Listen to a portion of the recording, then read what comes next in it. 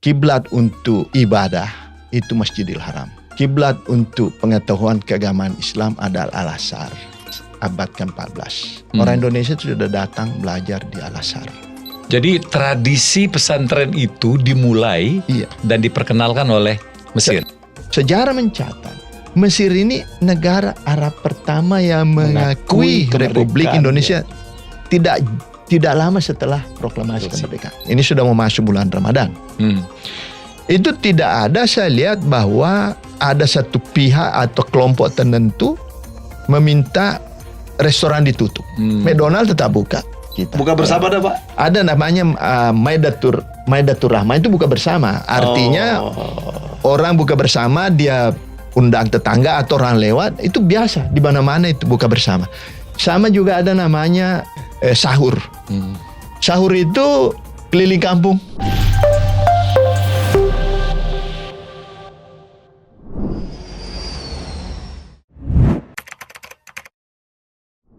Assalamualaikum warahmatullahi wabarakatuh. Waalaikumsalam. Salam diplomasi. Kembali saya Tantowi Yahya dan Helmi Yahya akan mengajak Anda keliling ke bagian dunia yang paling banyak diminati oleh orang Indonesia. Karena negara ini sudah sangat akrab sejak zaman dahulu kala, khususnya untuk hal-hal berbau Islam. Negara tersebut adalah Mesir.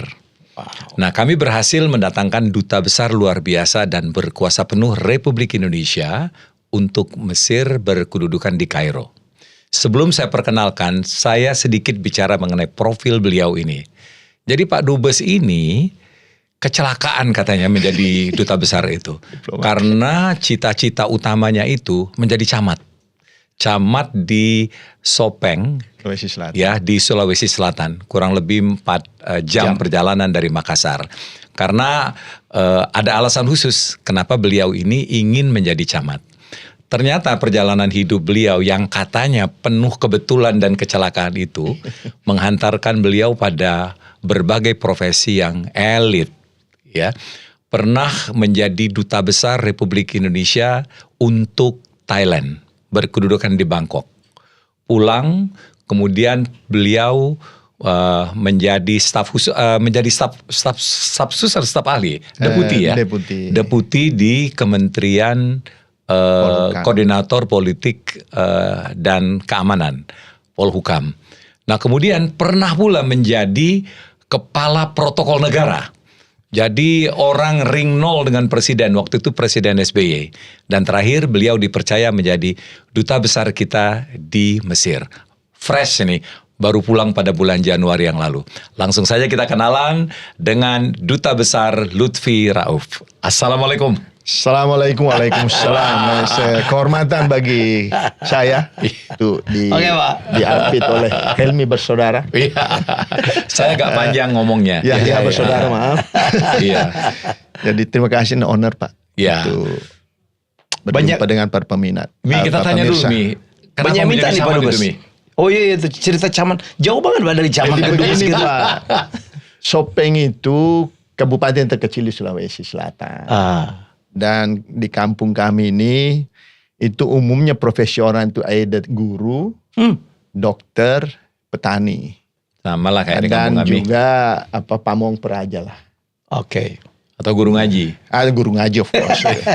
Ibu saya sendiri guru ngaji. Bapak kami guru ngaji juga Pak. Iya. Ibu saya guru ngaji, nenek saya guru ngaji. Oh gitu. Bapak saya guru SD. Tuh.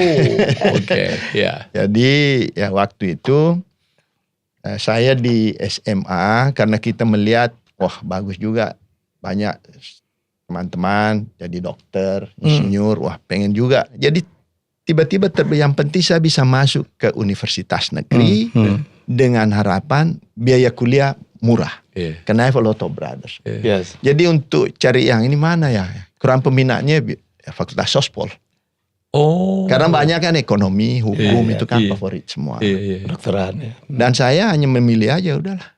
Dari sekian ada politik, ada jurusan komunikasi, udah saya jurusan pemerintahan aja biar siapa tahu lulus jadi camat. That's the story. Tapi Tuhan mengabulkan jauh melampaui cita-cita Bapak. Tapi kalau saya lihat Bapak tuh nilainya 5 bukan karena otaknya nggak mampu ya, karena bandel kali Bapak ya. Mungkin begitu Pak. Atau karena pemalas gitu. Lihat mukanya sih kayak bandel sih. Mungkin kriteria itu terpenuhi sama Pak. Tapi mungkin juga karena ridha Allah ya, mungkin anak ini masih bisa diperbaiki lah. Iya. Oke, langsung ke Mesir kali ya Pak Dubes. Wow, Mi. Ya. Seorang pemuda daerah dari kabupaten Ini terpencil. fraksi utusan daerah juga nih. Betul. Orang tuanya pas-pasan, bapaknya guru SD, ibunya guru ngaji. Lahir seorang anak yang prestasinya sangat cemerlang ya. Saya sebut cemerlang itu tidak mudah Mi jadi dubes 2 kali dan di negara yang penting. Pertama di Thailand dan kedua di Mesir. Dan itu tadi sebelumnya menjadi kepala protokol negara. Jadi berjalan berdampingan kalau di luar negeri itu dengan Presiden Republik Indonesia. Saya rasa ini apa yang disebut dengan from zero to hero itu ya. Gitu. Nah kita langsung bicara aja nih, Mesir ya Mi. Mesir itu kan menarik sekali ya. Itu negara besar. Kalau buat orang Indonesia itu ya Mesir itu Islam sekali. Segala sesuatu yang berkorelasi dengan Islam itu dikaitkan dengan Mesir. Tidak sedikit orang Indonesia yang mengidolakan tokoh-tokoh yang berasal dari Mesir. Termasuk bapak saya. Bapak saya ngasih nama Tantowi itu kan tadi katanya dari provinsi Tanta kan? Tempat asalnya Salah. Sepak bola Mesir. Muhammad Salah. Oh, Muhammad Salah itu dari Tanta. Dari Tanta. Makanya tadi Tantawi. Dia itu hafiz Al-Quran. Hafal Al-Quran. Lahir anak hafal lagu-lagu country akhirnya. Nah, coba cerita mengenai Mesir. Jadi Mesir tentunya seperti disampaikan dari segi tradisi dan sejarah, memang sudah punya hubungan sangat panjang dengan Indonesia. Ribuan tahun lalu. Dari perspektif yang tadi disebutkan itu mengenai ilmu keagamaan. Karena memang ada yang mengatakan jika kiblat untuk belajar, kiblat untuk ibadah itu Masjidil Haram. Kiblat untuk pengetahuan keagamaan Islam adalah Al-Azhar. Dan itu memang betul. Di Mesir. Jadi sejak abad ke-18 bahkan ada data menunjukkan bahkan as far as abad ke-14. Orang Indonesia itu sudah datang belajar di Al-Azhar. Abad ke-18 of course itu sudah pasti.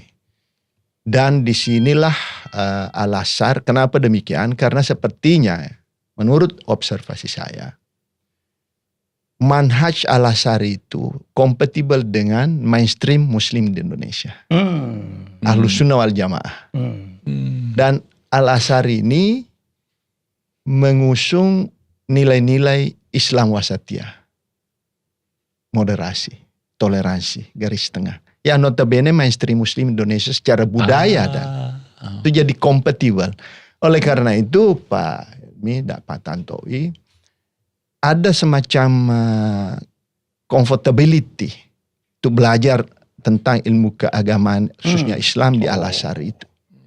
Dan itu terbukti bahwa hubungan atau ketertarikan anak-anak kita atau mahasiswa kita di Indonesia dari Nusantara, of course waktu itu Indonesia belum ada, itu terbukti di Al-Azhar masih ada salah satu ruang sudut namanya Ruak Jawi. Ruak Jawi itu adalah tempat khusus karena cara belajar sana independen di mana Syekh itu memberikan pengajar dikelilingi oleh murid-muridnya. Di salah satu sudut diberi nama Ruak Jawi yang memang designated untuk mahasiswa dari Jawa waktu itu. Sampai sekarang masih ada namanya Ruak Jawi. Jadi dari perspektif, dari metode pengajarannya, menurut pengamatan saya juga, itulah salah satu tradisi pesantren yang banyak juga di Indonesia. Dan salah satu pesantren yang pertama di Indonesia itu pesantren Tremas didirikan Abdul Manam di Pemanggala. Itu alumni Al-Azhar. Abad ke-18 didirikan tahun 1882, maaf kalau saya keliru. Jadi tradisi pesantren itu dimulai dan diperkenalkan oleh Mesir. Dari metode pengajaran Mesir. Independen, belajar secara independen, baca kitab dan lain sebagainya. Jadi, itu kan kalau di Eropa kan boarding school kan? Boarding school. Jadi mereka memang di Al-Azhar itu seperti yang saya katakan, dari berbagai tempat ada spesial khusus untuk ini. Dari situlah menunjukkan bahwa memang Masih dari Indonesia sejak Oke. abad 18 sudah datang ke sana. Pak Dubes, saya boleh potong dikit. Di Indonesia juga ada perguruan Al-Azhar. Ada hubungannya nggak ya Al-Azhar Kairo dengan yang ada di Indonesia? Sepertinya as far as I know tidak ada. Tidak ada. Tidak ada. Karena hanya satu Al-Azhar University itu universitas tertua. Ya. Sudah lebih 1000 tahun lebih. Melahirkan banyak sekali alumni-alumni hebat ya. Dan banyak ulama-ulama kita dari sana. Termasuk Quraisy Shihab, Alwi Shihab, dan masih banyak lagi. Bahkan Gus Dur pernah di sana juga. Jadi mereka lah yang mengambil nilai-nilai wasatiyah itu untuk terus dibawa ke Indonesia ini. Dan itu tradisi banyak kesamaan dengan kita. Oke. Nah, oleh karena itu kenapa sampai sekarang ini antusias keluarga-keluarga di Indonesia itu untuk mengirim anak-anaknya khususnya untuk ilmu keagamaan ke Indonesia, ke Mesir itu karena itu tadi. Sekarang ini sudah ada 20.000 Alumni pelajar mahasiswa Indonesia yang belajar di Masih di sana. belajar sekarang ini. Sekarang yang ini. Sedang belajar. Sekarang. Wow. 20,000. Itu gratis Pak Dubes ya? Memang di Al-Azhar ini tidak dipungut biaya. Jadi siapapun, itulah generosity-nya dari Al-Azhar untuk welcome siapa saja yang mau belajar selama memenuhi syarat untuk belajar di sana. Apa syaratnya Pak? Syaratnya itu kalau dalam perspektif Al-Azhar itu adalah ada namanya satu of course penyetaraan ijazah. Dari pesantren-pesantren ada sekolah agama di sini. Karena tidak semua kan sekolah-sekolah yang memberikan pengajaran keagamaan punya standar yang sama. Jadi ada standarisasi. Itu namanya mu'adalah. Mu'adalah. Penyetaraan ijazah. Oke. Yang kedua ada kompetensi bahasa Arab. Oh, of course itu. Nah memang kan salah satunya itu harus menghafal berapa juz sebagai salah satu syarat untuk masuk. Oke. Jadi siapapun belajar selama memenuhi syarat itu dan tidak dibatasi. Jadi biaya kalau kita ngirim anak itu buat boarding aja ya? Nggak untuk biaya hidup saja. Biaya hidup aja. Dan itu relatif murah. Nah, Al-Azhar ini universitasnya itu dibiayain oleh pemerintah? Independen. Iya, tapi untuk memberikan beasiswa segitu banyak dia dari mana? punya apa namanya istilah itu wakaf. Oh. Ada dia punya wakaf ya. Wow. Itu besar sekali. Oke. Jadi sebagian besar warga negara Indonesia waktu Pak Dubes di sana itu adalah mahasiswa dan pelajar. Pelajar dan mahasiswa. Sebagian besar. Jadi ada fenomena baru Pak Tantowi. Dulu itu hanya didominasi oleh mahasiswa. Sekarang sudah mulai ada pelajar juga dengan pertimbangan anaknya dikirim di sana untuk persiapan belajar bahasa Arab dan familiarisasi. Dan nampaknya menurut keyakinan mereka lebih mudah nanti berintegrasi masuk ke Al-Azhar. Karena ada syarat-syarat itu tadi. Nah dalam kaitan ini tentu kami di perwakilan memastikan dalam proses ini betul-betul dilakukan secara proper. Oke. Pak Dubes sendiri bisa bahasa Arab? Saya unfortunately tidak bisa bahasa Arab. Tapi saya fortunate dikelilingi oleh staf yang fasih berbahasa Arab. Fasih berbahasa Arab. Termasuk penterjemahnya Presiden Prabowo kemarin itu one of our colleagues di sana. Pak Dubes, di Mesir ini bahasa yang digunakan bahasa apa? Arab. Arab, tapi Arab Amia namanya, yang beda dengan Arab Saudi. Arab Saudi dan lain sebagainya. Terus orang Mesir ini merasa dirinya Arab atau tidak? Afrika itu ya? Atau Afrika? Jadi memang kalau saya melihat ya, dia tentu memang merasa diri sebagai orang Arab. Walaupun secara fisiknya kan beda secara antropologis budaya itu campuran sudah. Kalau dilihat dari postur tubuh, itu dengan kontak dengan berbagai bangsa, itu ada darah Romanya, darah Yunaninya, Afrika, Arab of course. Nah, mungkin barangkali ini dugaan saya saja. Kenapa mengemphasize bahwa ya real Arab country, makanya diberi Republik Arab Mesir. Republik Arab Mesir. Republik Arab Mesir. Ada emphasize itu. Republik Arab Syria, seperti itu. Karena kalau kita lihat sejarah Mesir itu yang menarik itu kan sejarahnya kan ya. Iya. Dan itu tua sekali, lebih tua dari Cina, lebih tua dari macam-macam ya. Karena piramid aja didirikan abad ke-25, 26 sebelum Masehi ya Pak Dubes ya. Sebelum Masehi ya? Sebelum Jauh, Masehi, 4.000. jauh. Jadi menurut saya sedemikian maju ya Mesir zaman dulu tuh ya, membuat mungkin Pak Dubes Tantowi pernah ke piramid di Giza ya. Kalau fakta-fakta sejarah memang itu terbukti.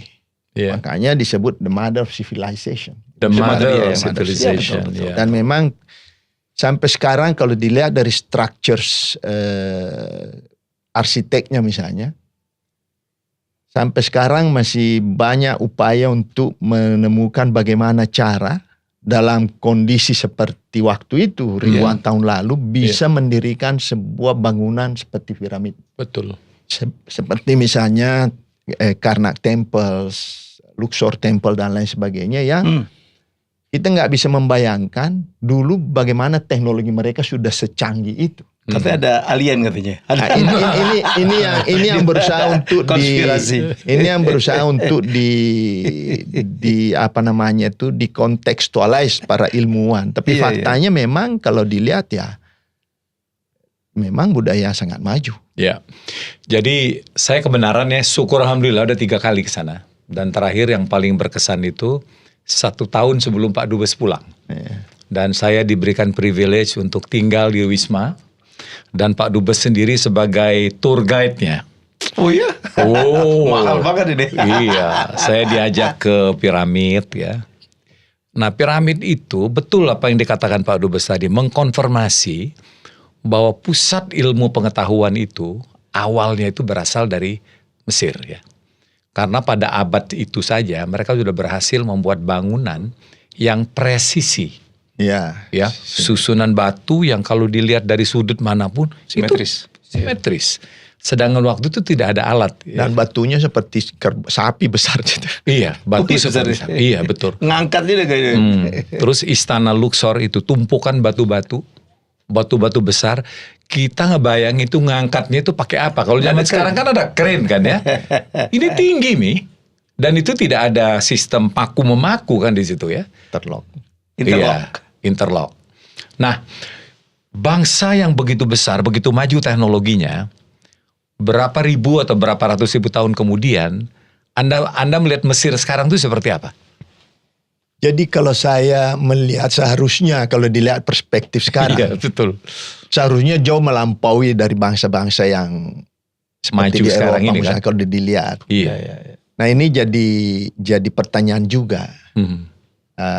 Kira-kira faktor apa ini yang saya sendiri jujur belum menemukan faktor kenapa faktor dengan kondisi kemajuan bangsa Mesir ribuan tahun lalu sudah sedemikian maju, tapi sampai sekarang justru istilahnya tidak terlihat lompatan teknologi seperti itu. Bahkan kalau kita bandingkan dengan Barat misalnya seharusnya dia lebih maju dari Barat. Iya, betul. Ini apa namanya? Ini yang masih menjadi pertanyaan.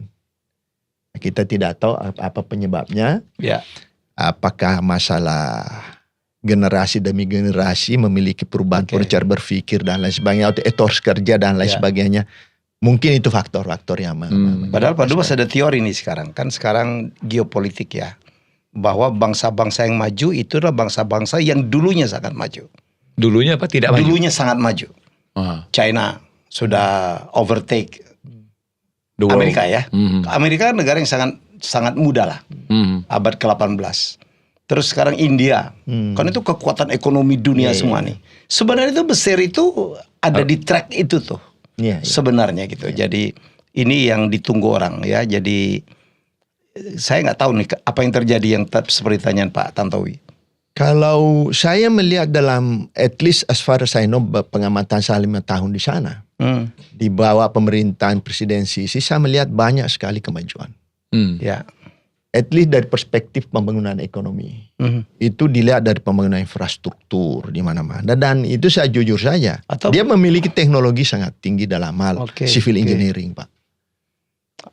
Mesir ini. Civil engineering ya. Konstruksi cepat. Kita mungkin barangkali ini membandingkan dalam konteks yang lebih baik. dalam konteks positif. Misalnya membangun jalan layang itu mungkin kita 1 tahun, mereka bisa selesai 3 bulan. Oh iya. Ya, very efficient. Atau menunggu waktu nih Pak ya. Sebentar lagi mungkin Mesir akan maju juga ya. Kalau dilihat dari perspektif at least dalam 10 tahun terakhir ini, dan saya 5 tahun mengamati ini dalam right track. Karena jika dilihat di perkembangan ekonominya Pak, during COVID itu sudah dia 5% sekian. Waktu COVID hanya turun sekitar 3. Setelah itu udah mulai recovery, dia terdampak besar lagi, terdampak parah dengan perang Ukraina dan Rusia. Karena itu sangat berpengaruh sekali. Nah sekarang sudah mulai balik lagi dan Mesir sekarang dibawa bukan pengawasan ya, dibawa supervisi dari IMF dan menunjukkan tren yang positif. Dan aliran investasi juga masuk secara drastis. Perdagangannya juga sangat meningkat. Bahkan terlihat juga dari data dengan Indonesia Pak. Itu dalam 5 tahun terakhir ini data perdagangan kita dengan Mesir naik sekitar 8,2%. Kita plus. Dan kita paling tinggi di Afrika. Nomor 3 di Afrika Timur Tengah, Saudi dan Emirat. Dan trennya meningkat dan tahun 2024-2025 kalau dilihat kita sudah mencapai 1,4 billion. Ya, US dollars. We are in favor Pak. Surplus ya? Ya, surplus. Dan kedua adalah dengan confidence yang cukup tinggi, foreign direct investment mengalir terus masuk. Dari sana ke sini? Dari untuk Mesir maksud saya. Untuk Mesir dari Indonesia? Dari Indonesia tidak terlalu banyak. Yang paling besar dari ASEAN itu Singapura. Banyak di bidang jasa. Karena FDI sekarang Mesir menawarkan wilayahnya kalau dilihat dari secara geografis memang sangat strategik. Itu sebagai hub Timur Tengah, Afrika, Mediterranean, Eropa. Hanya juga di sisi lain, Mesir berusaha untuk menjadikan diri sebagai hub untuk basis produksi dan basis distribusi. Nah ini juga ada ketertarikan dari pemerintah setelah kunjungan Bapak Presiden untuk menjalin hubungan joint venture kah untuk investment. Kita paling banyak jual apa ke Mesir? Jadi antara Mesir dan Indonesia kenapa terus meningkat Pak? Karena we are not competing. Kita complementary. Jadi contoh misalnya Pak, ekspor terbesar kita di Mesir itu ada CPO. Palm oil. Kita yang paling besar. Yang kedua biji kopi. Nah, sekarang bangsa pengopi ya, terutama sejak COVID Pak, banyak perubahan pola hidup. Sekarang ini dulu merubah lifestyle ya. Ya, banyak kafe-kafe dan 60% kalau saya bisa katakan biji kopi Indonesia menguasai. Robusta ya? Robusta. Dan terkenal ada Sumatera. Disebutnya kopi Lampung padahal kopinya berada karena pengepulnya di Lampung. Itu kopi lahan itu Pak. Iya makanya. Karena keluar dari Lampung. Kopi pelabuhan nih. Kopi lahan, kopi Bengkulu itu Pak. Pak orang Mesir ini makan nasi atau makan roti? Makan nasi Pak. Makan nasi juga tapi umumnya staple foodnya itu gandum.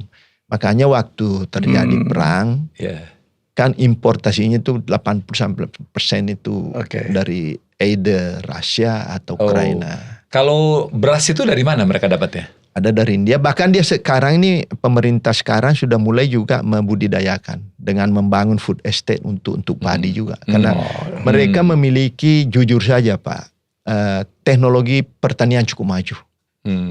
Salah satu contoh, kita harus mengakui itu. Mesir ini bukan bukan negara asal mangga Pak. Mango. Tapi Mesir ini dalam 25 tahun terakhir mengembangkan perkebunan mangga sudah menjadi top 10 eksportir mangga dunia. Katanya Bung Karno yang bawa mangga pertama kali. Ada, bisa jadi ada sebagian, karena berbagai macam mangga di sana. Bahkan yang ada disebut memang di depan KBRI itu ada mangga Soekarno, beliau yang tanam waktu itu. Dan ada juga yang beberapa jenis mangga dari Indonesia yang dibawa di sana untuk dibudidayakan, termasuk saja mangga golek. Dan mangga golek ini hampir tidak berubah nama, cuma spellingnya aja berubah. Disebutnya mangga jolik. Itu dari golek ya? Golek. Dan itu lebih besar, lebih manis daripada mangga golek asli. Jadi teknologinya. Inilah barang kita kalau keluar negeri lebih bagus itu. Kalau ngelihat memang hubungan Indonesia Mesir itu luar biasa Pak ya. Pak Karno dengan Gamal Abdul Nasser ya. Gerakan non-blok segala macam. Jadi menurut saya itu terlihat betul ya sampai sekarang ya Pak. Ya. Persahabatan kedua negara. Ya, jadi ini jauh sebelum itu Pak. Hubungan Indonesia tadi itu budaya, cultures, tradisi of course itu dari abad ke-18, 14 sudah. Tapi itu juga memiliki dampak saat Indonesia memperjuangkan kemerdekaan. Ya. Jadi kalau di Eropa misalnya banyak pelajar-pelajar seperti Bung Karno, Bung Hatta dan lain sebagainya membangun nasionalisme itu. Mahasiswa Al-Azhar juga seperti itu.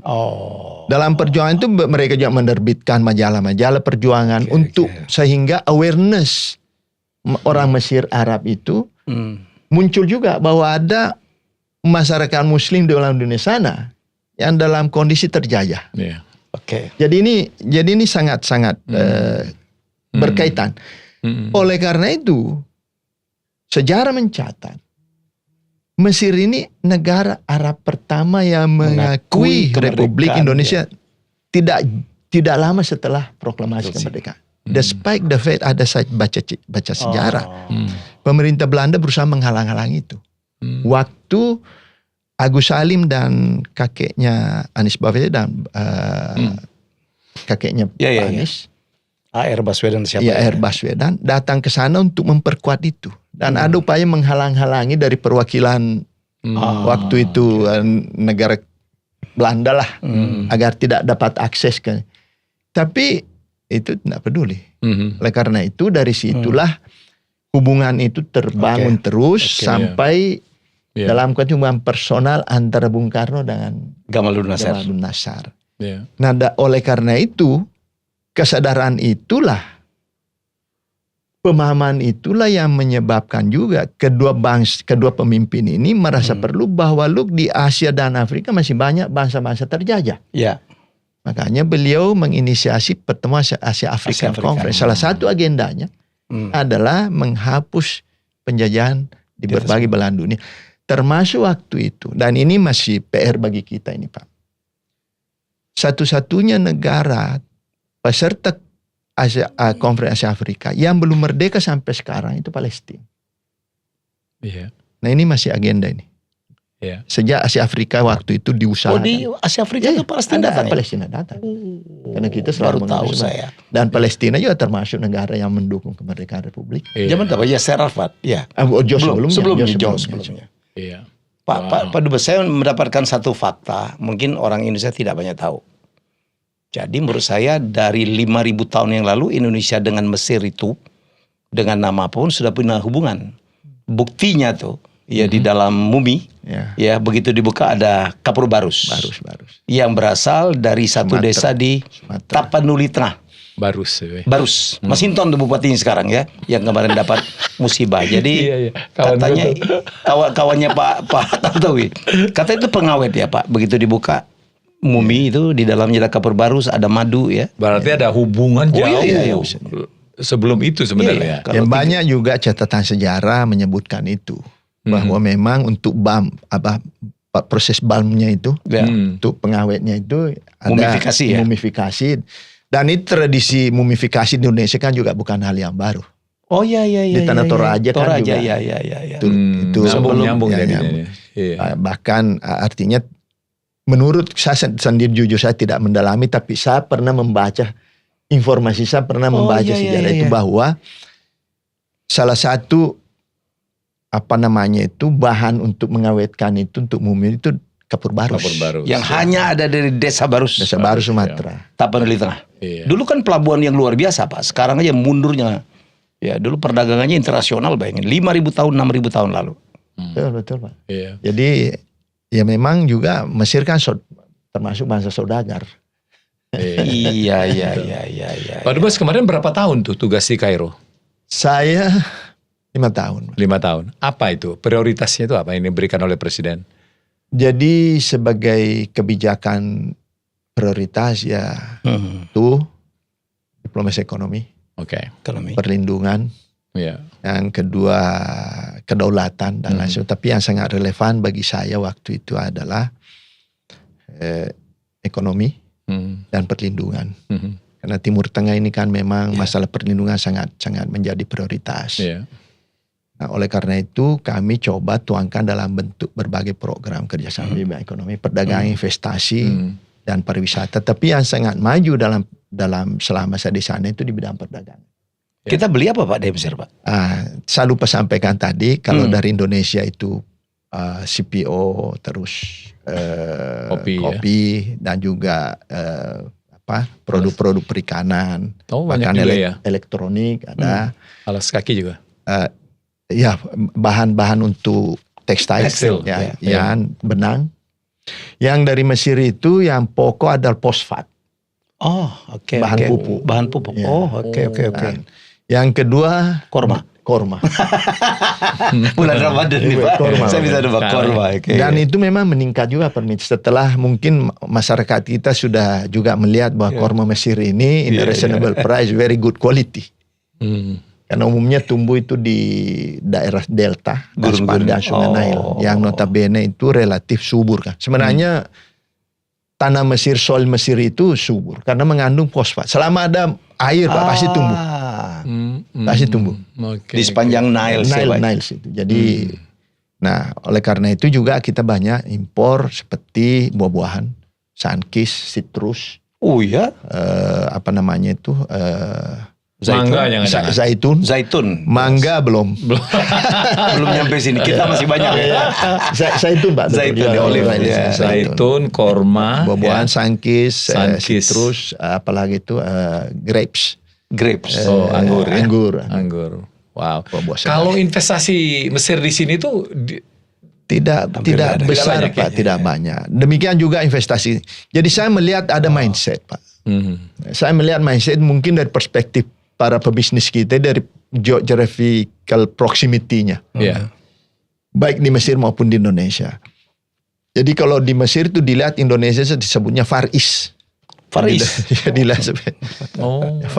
sekaliannya. Yang agak di ini India, Bangladesh. Karena lebih dekat juga kan. Bahkan Arab di bagian timur disebutnya masuk ke Asia.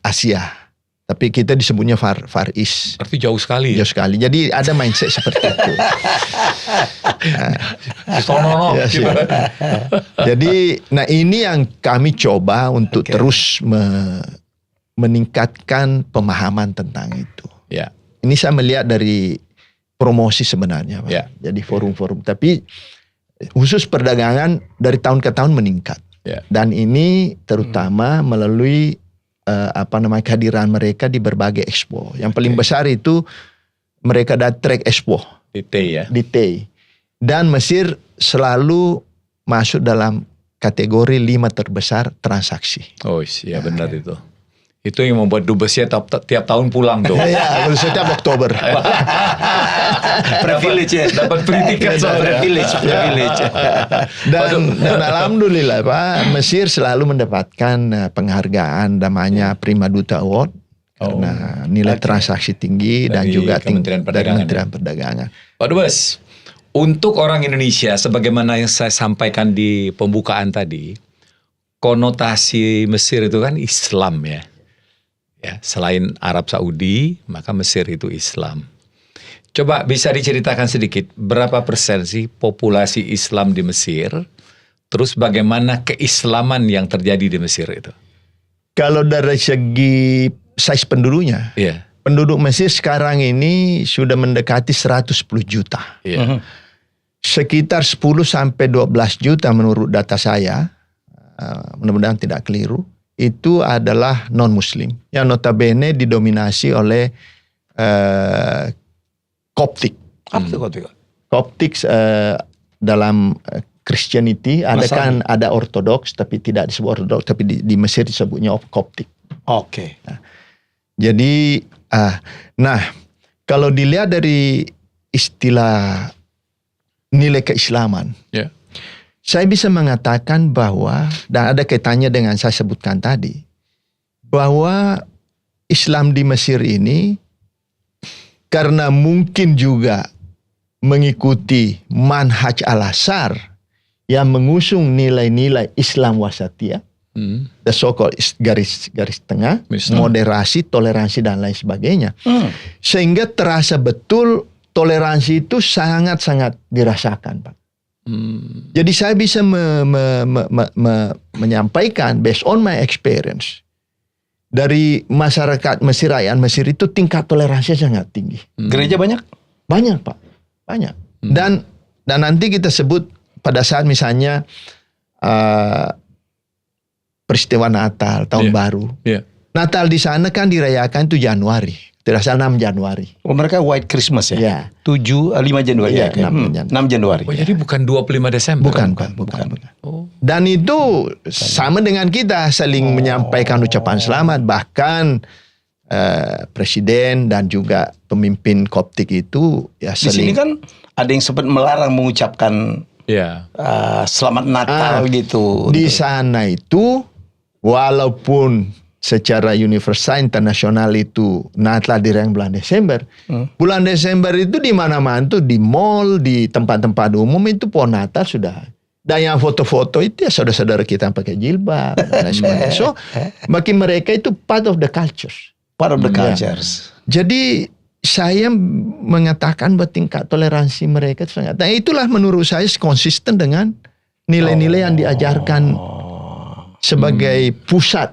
Termasuk saudara kita yang Muslim mungkin ada yang pakai topi-topi sinterklas gitu. Jadi ini part of the culture. Iya, Islam moderat ya. Ya, jadi dia bisa membedakan antara tradisi dengan akidah. Itu different things. Menurut pemahaman saya. Sebelum terlalu jauh, di mana-mana Natal itu kan 25 Desember. Ya. Karena itulah hari lahir dari Isa Al-Masih. Ya. Kok jadi 6 Januari itu kenapa? Saya sendiri jujur saja Pak Dubes, saya tidak terlalu banyak masuk ke dalam itu.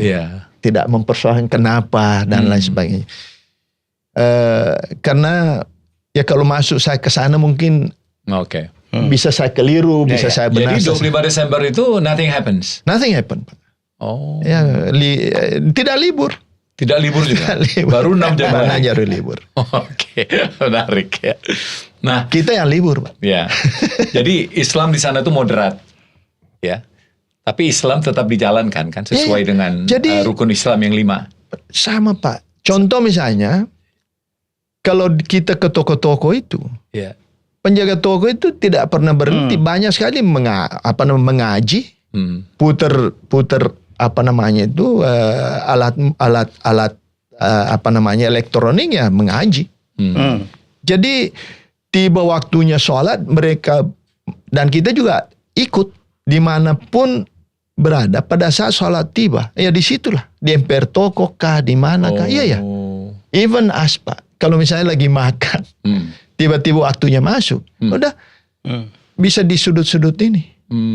Karena ya dia bisa merasakan, meyakini bahwa itu tempat appropriate untuk sholat. Iya, di mana saja. Di mana saja. Ya. Dan ada hal yang menarik juga, based on my observation dan pengalaman. Ini sudah mau masuk bulan Ramadan. Itu tidak ada, saya lihat bahwa ada satu pihak atau kelompok tertentu meminta restoran ditutup. Ya bagi yang mau makan silahkan. Bagian itu saling menghormati lah. Jadi sudah secara inherent saling menghormati itu terjadi tanpa harus ada pemaksaan atau ada sesuatu yang jadi nggak perlu juga diselubung-selubungin gitu aja. Tidak ada Pak. McDonald tetap buka. Kentucky tetap buka. Walaupun mayoritas penduduknya mayoritas Islam. more than around 90%. 90%. Pak. Iya. Nah, menarik ini. Menarik lah. Ya. Bahkan tingkat toleransi di sana juga itu even dalam within aliran Islam. Ada salah satu masjid itu 4 mazhab. Hanafi, Syafi'i ada. Di sana ada mudik juga Pak kalau lebaran, Pak? Ada mudik kalau lebaran. Yang mudik itu justru besar pada saat Idul Kurban.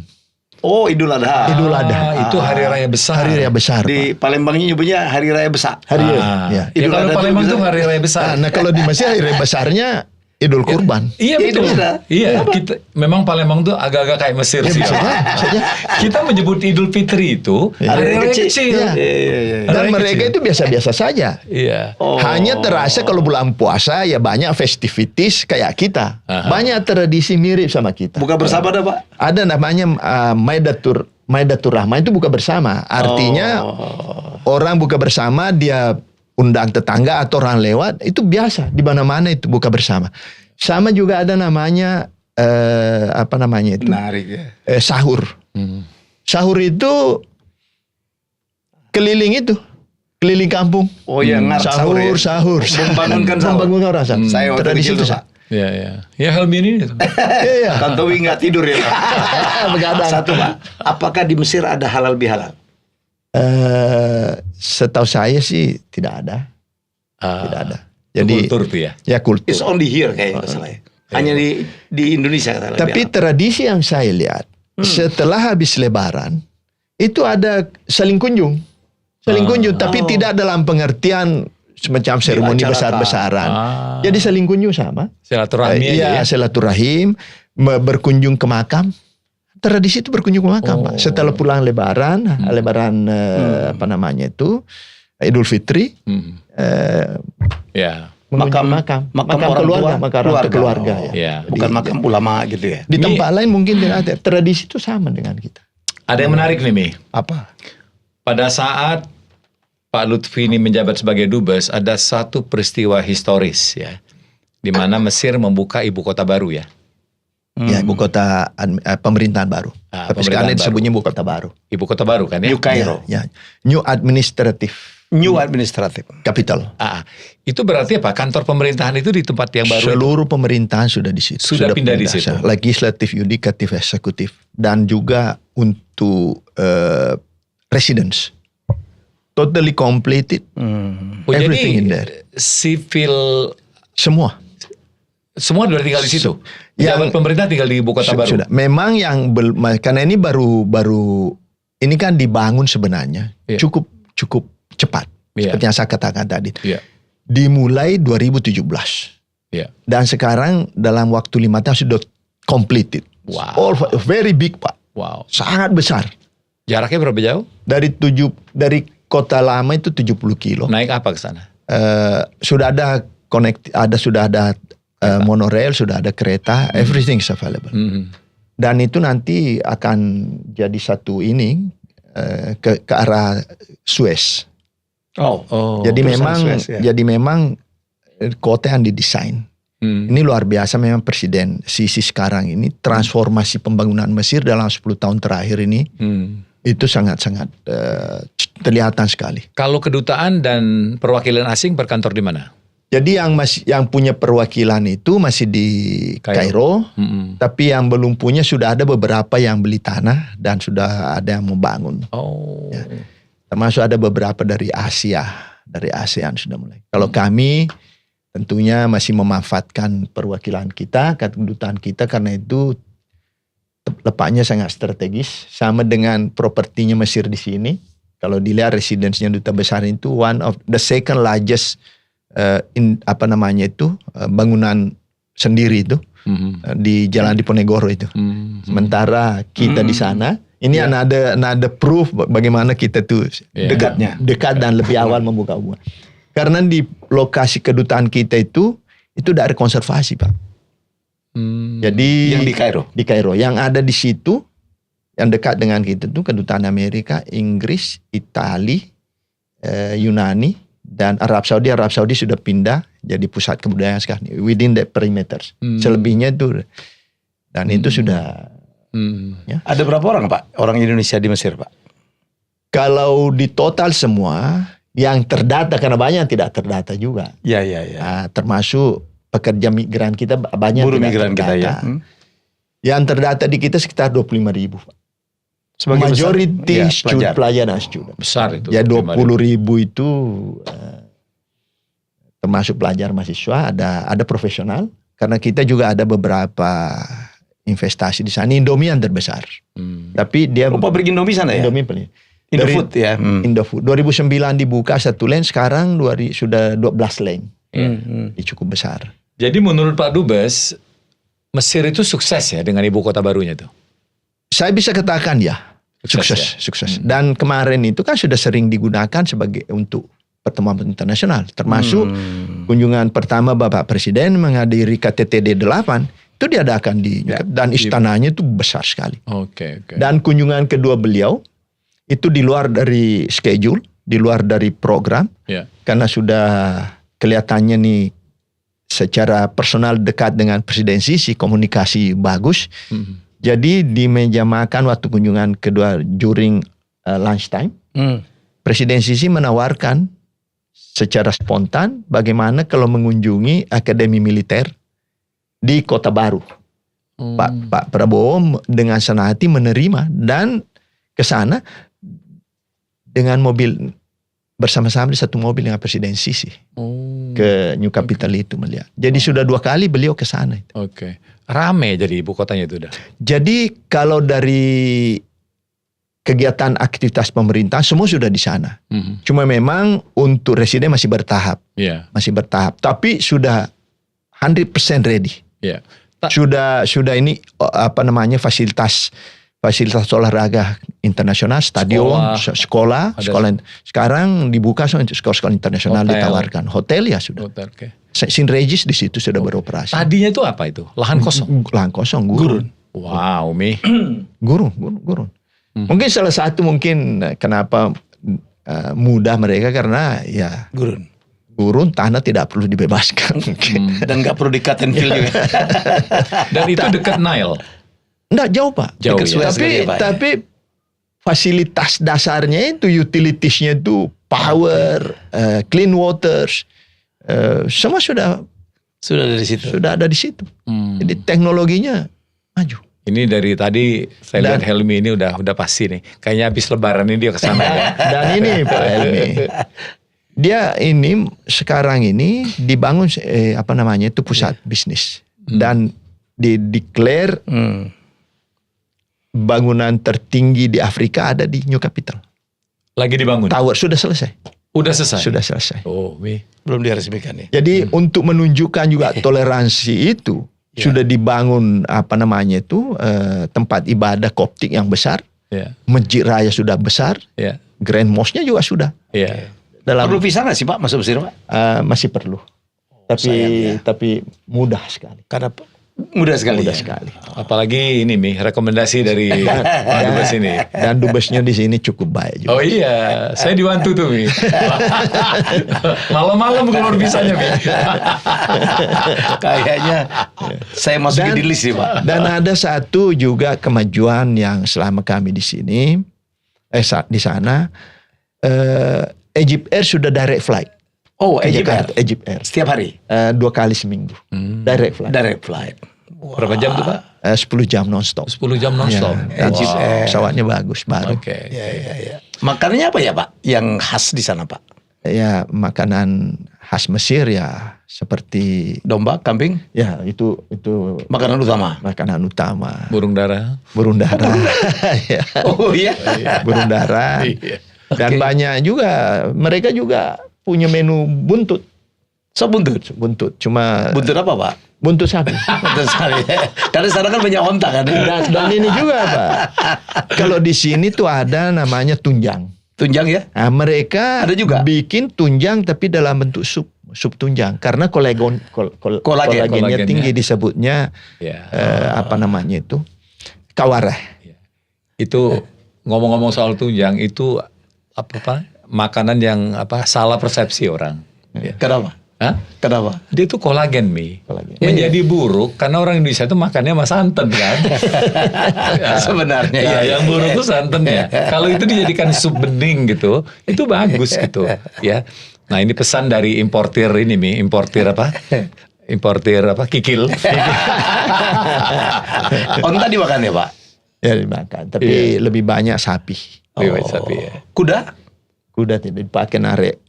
Soalnya kalau di Uzbek gitu kuda itu dimakan dan enak sekali. Sama di daerah Makassar. Makassar dia tahu apa Jeneponto. Jeneponto Tengah.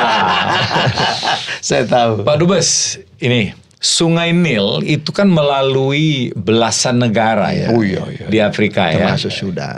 Yang terpanjang itu di Mesir ya. Ya terpanjang di Mesir. Terpanjang di Mesir ya. Nah itu proses, mohon maaf ini agak pertanyaan. Itu proses imigrasinya gimana ya Pak Dubes? Kalau dari satu negara ke negara lain itu. Saya nggak pernah lihat tuh kapal di stop tuh. Ya memang kan sudah diatur itu. Iya. Apakah bebas kayak di Euro gitu? Ya mereka sudah ada kesepakatan kan. Nah memang sekarang ada persoalan. Dengan saya pikir sudah jadi pemberitaan umum. Ya ada dispute dengan upper part of Niles. Khususnya Ethiopia. Jadi setelah Ethiopia kan ada 2 negara. Itu Sudan dan Mesir. Oke. Nah ada 2 perspektif yang bikin potensi konflik. Dari perspektif Ethiopia, dia bendung Pak. Di bendung. Namanya tuh Grand Dam Renaissance GERD. Di bendung di atas itu. Nah, yang jadi persoalan itu dianggap di bendung secara unilateral tanpa kesepakatan dengan negara-negara yang di bawahnya. Hilir. Nah, sementara dari perspektif Mesir, this is about death and life of Egypt. Karena ribuan tahun hidup kami tergantung di Sungai Nil. Part of our culture dan benar sekali ya. When there is a kind of disruption, ini tentunya nih kalau menyangkut hal-hal yang strategis, sudah menyangkut masalah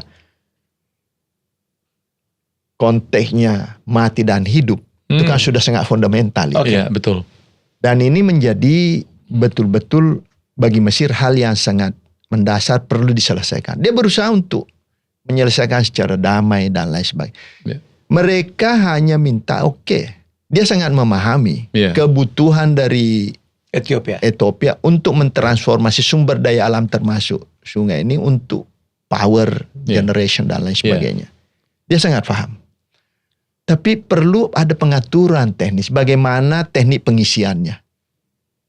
Kapan diisi, berapa volumenya dan lain sebagainya. Karena bagi Mesir kalau itu terganggu. Selama ribuan tahun seketika itu sudah bagi mereka sudah garis merah. Nah ini yang jadi isu sekarang ini. Nah sementara kebutuhan untuk air bersih, air tawar Mesir sangat tinggi dari tahun-tahun. Bahkan dalam konteks standar PBB itu dibawa dari kebutuhan standar kebutuhan air itu. Nah dari perspektif Mesir dia melakukan 2 hal. Satu memastikan atau berusaha untuk memastikan ada pengaturan dari negara-negara hulu agar kebutuhan Mesir di bawah ini yang terus meningkat tidak terganggu, termasuk debitnya dan lain sebagainya. Yang kedua dia juga berusaha untuk memperbaiki manajemen pengelolaan air baku. Misalnya salinasi, pengolahan air laut. Yang kedua memperbaiki air limbah, di recycle kembali. Bahkan ada proyek yang seharusnya sudah terbuang ke laut, dia bikin kanal baru untuk masuk kembali agar bisa digunakan. Karena dia bangun sektor pertanian perikanan besar-besaran yang bersumber dari air tawar. Karena Mesir sekarang bangun pembudidaya air tawar terbesar di Afrika. Itu teknologi pertaniannya maju sekali. Maju sekali ternyata ya Pak. Dan sudah mulai membangun juga persawahan luas Pak. Yang notabene tergantung dari sumber air tawar Pak. Nah ini yang dia fokuskan juga. Sementara juga dari perkembangan perubahan iklim, tentu dari perjalanan dari hulu ke hilir, susut itu kan menguap dan lain sebagainya. Ini kan jadi faktor-faktor yang mengkhawatirkan semua Mesir. Mungkin dulu barangkali, ini dugaan saya, sebelum ada dam mungkin belum terganggu. Ini sudah multiple faktor kan ini. Dengan adanya itu sehingga potensi disruption terhadap ini, itu dirasakan Mesir sebagai suatu hal yang mengganggu kepentingan nasionalnya. Ini yang saya. Kalau Ethiopia itu berarti Mesir hilirnya ya? Terakhir kan Mesir, Pak. Iya. Wih. Langsung muaranya ke Mediterranean. Iya, Mediterranean. Nah, salah satu daerah hilirnya itu, deltanya itu Provinsi Damietta. Damietta itu pusat furniture Mesir yang dulu banyak juga Indonesia di situ. Termasuk Pak Bob Hasan punya proyek di situ dulu. I see. Damietta ini jadi nama orang juga, Pak. Damiati. Oh, Damiati. Dimyati. Ya. Kemudian jadi Dimyati. Ada juga provinsi namanya Sarkea, jadi Sarkawi, Pak. Nama orang Palembang itu, Mi. Saya bawa Sarkowi lah. Saudara itu nama Sarkowi. Dimyati ada Sarkowi. Apakah ini kebetulan atau tidak, wallahu alam. Ini mungkin salah satu bukti lagi bagaimana hubungan-hubungan sudah terjadi. Hilmi juga ada, Pak. Hilmi apa? Hilmi. Ada di situ. Ada.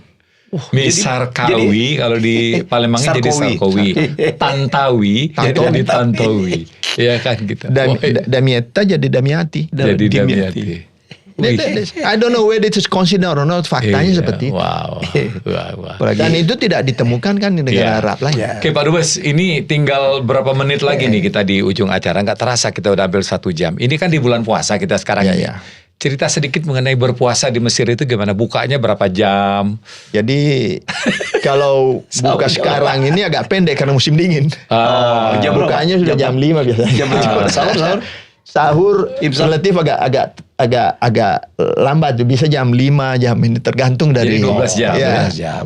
Jadi terkadang kurang, Pak. Karena biasa itu imsak agak siang. Dubes sekarang enak dong ya. Ya tapi nanti musim panas ya kebalikan lagi. Berapa lama tuh sempat? Sepanjang sama dengan di New Zealand, Australia misalnya buka dalam jam 8. Iya, malam bisa. Sementara sahur jam 2 jam 3. Tapi tradisi taraweh ya ada. Itikaf ya ada. Jadi 99% tradisi itu sama, Pak. Seperti yang saya sebutkan tadi, buka bersama, sahur, dan festival bulan Ramadan. Ada nusul Quran. Bahkan nusul Quran itu diperingati presiden yang hadir untuk peringati. Lailatul Qadar. Ya Lailatul Qadar ya. Ada. Itu makanya penuh itikaf itu, Pak. Oke. Pak, saya pertanyaan terakhir, Pak. Adakah kucing masih dianggap hewan suci? Kalau di Mesir saya lihat itu semua hewan diperlakukan baik. Dulu kan dewa ya, Pak. Kalau dilihat dari tradisi lamanya, kalau dilihat dari simbol-simbol tempat-tempat hewan suci. Ya hewan suci. Nah kalau sekarang ya saya tidak melihat itu karena mungkin nilai-nilai keislaman sudah mencegah adanya pengkultusan terhadap hewan. Tapi betul-betul dipelihara dengan baik desain. Jadi kalau dilihat sejarah ya. Tidak ada saya lihat kucing itu terlantar. Jadi tapi kucing Mesir itu bagus ya, Mi? Oh iya, dan tidak boleh dibunuh selama macam ada. Anjing juga begitu. Di mana-mana ada aja dibiarkan, tapi itu betul-betul dikontrol. Iya. Banyaknya anjing itu tidak dianggap anjing liar boleh, tapi terkontrol. Semua punya tag. Iya. Masalah. Baik Pak Dubes, saya rasa penjelasan hampir 1 jam ini pertama itu sudah membuat Helmi semakin tertarik untuk berkunjung. Begitu juga para penonton kita. Kedua, memberikan perspektif baru kepada para penonton kita tentang Mesir. Bahwa Mesir itu adalah sesungguhnya adalah sebagaimana yang dijelaskan oleh Pak Dubes tadi. Nah yang ketiga, ini dia nih, bahwa semua orang, setiap orang bisa jadi apa saja. Ya, tergantung dari niat dan tekad kita. Nah, salah satu contohnya adalah Pak Dubes Lutfi ini. Dari desa, anak orang sederhana, cita-citanya menjadi camat, ternyata menjadi protokol negara, kepala protokol negara, kemudian dubes 2 kali di negara yang penting. Terima kasih. Sebelumnya bahkan sudah pernah saya jadi dubes walaupun sebentar. Di mana itu? Republik Slovakia. When I was 42 years old. Berapa lama itu? 1.5 years. Karena jadi 3 kali udah jadi dubes? Jadi diminta bantu untuk protokol. Saya di recall. Bratislava ya, Pak? Bratislava. Iya, 3 kali. Dan beliau ini di samping mengerti sekali soal Mesir, Timur Tengah, juga mengerti soal Pasifik nih. Karena beliau ini pernah 3 tahun kuliah di Victoria University, Tempatnya Pak Dubes. tempat saya di Wellington, dan beliau ini ngambil mengenai, salah satunya mengenai Pacific Studies. Jadi salah satu orang di Indonesia waktu itu yang menjadi tempat saya bertukar pikiran ketika beliau di Polhukam ya. Polhukam ya. Jadi bagaimana kita menavigasi urusan-urusan Papua dan urusan Pasifik dengan Bapak ini gitu. Jadi ilmunya banyak sekali. Nah, kami hanya tetap terus belajar dan belajar ya di Pak Dubes tentu. Jadi ya kami tentunya sudah kenal beliau, is professional. It's always grateful and honored to work with you, sir. Untuk saya Pak, karena saya penyuka sejarah, saya sangat suka sejarah. Nomor 2, gara-gara nonton film Ayat-Ayat Cinta. Makanya Mesir menjadi tujuan utama. Sekarang itu lagi tinggal di Mesir, belajar di sana. Kita sebenarnya Ibu Ustazah Oki Setiara Dewi. Iya. Dia tinggal di sana dengan anak-anaknya, belajar di sana untuk di Al-Azhar sekarang. Oke. Jadi izinkan saya sebelumnya Pak Dubes Tantowi dan Pak ini, saya menggunakan kesempatan ini 2 hal. Insya Allah dalam 2 hari ini kita memasuki bulan suci Ramadan. Saya ingin menggunakan kesempatan ini untuk menyampaikan selamat memasuki bulan suci Ramadan pada saudara-saudara kita yang melaksanakan ibadah. Semoga ibadah kita semua mendapat pahala. Yang kedua, saudara-saudara kita juga akan merayakan ulang tahun tahun baru Imlek. Tentu kita juga menyampaikan selamat tahun baru Imlek. Semoga kita semua hidup dalam kedamaian dan kebahagiaan, sehat walafiat. Dan berlimpah rezeki. Amin ya Rabbal. Dan damai. Mohon maaf jika hal yang kurang berkenan. Baik teman-teman semua, sampai di sini bincang-bincang kita. Sersan ini, serius tapi santai. Dengan Dubes Lutfi Rauf, kita bicara panjang lebar mengenai Mesir dan hal-hal terkait Islam dan terkait Mesir itu sendiri. Mudah-mudahan bisa menambah wawasan dan membuat kita lebih bijak dalam menilai segala sesuatu. Thank you Pak Dubes. Thank you Pak. Sampai jumpa lagi. Terima kasih Pak. Selamat menjalankan ibadah puasa. Kehormatan Pak. Selamat sama-sama. Sehat selalu. Assalamualaikum warahmatullahi wabarakatuh. Salam diplomasi. Selamat.